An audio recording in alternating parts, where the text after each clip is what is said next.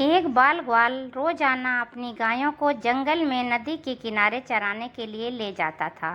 जंगल में वह नित्य प्रतिदिन एक संत के यौगिक क्रियाकलाप को देखता था और एक दिन उससे नहीं रहा गया। उत्सुकतावश उसने संत से यौगिक क्रियाओं के बारे में पूछ लिया। बाल ग्वाल के सवाल पर उस संत ने कहा कि मैं भगवान के साक्षात्कार करता हूँ। संत के प्रस्थान करने के बाद ग्वाला ने वही क्रियाकलाप दोहराने का संकल्प लिया कि आज वह भगवान के दर्शन साक्षात करके ही रहेगा। ग्वाले ने अपनी आंखें बंद करके और नाक को जोर से दबा दिया।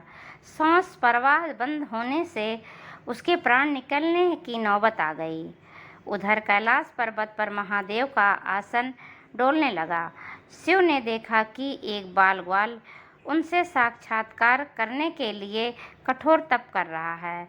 उसके हठ को देखकर शिव प्रकट हुए और बोले, वत्स, मैं तुम्हारी तपस्या से प्रसन्न हूँ और तुमको दर्शन देने आया हूँ।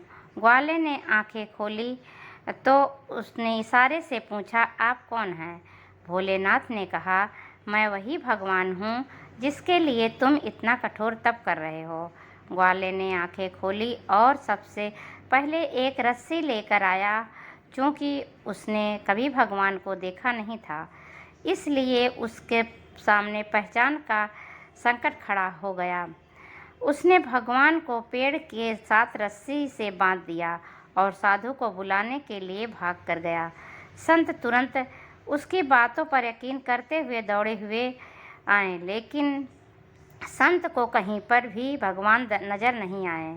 संत ने बाल ग्वाल से कहा, मुझे तो कहीं नहीं दिख रहे हैं। तब ग्वाले ने भगवान से पूछा, प्रभु, आप यदि सही में भगवान हो तो साधु महाराज को दिख क्यों नहीं रहे हो? तब भगवान ने कहा, जो भक्त छल कपट रहित सच्चे मन से मुझे याद करता है, मैं उसको दर्शन देने के लिए दौड़ा चला आता हूँ।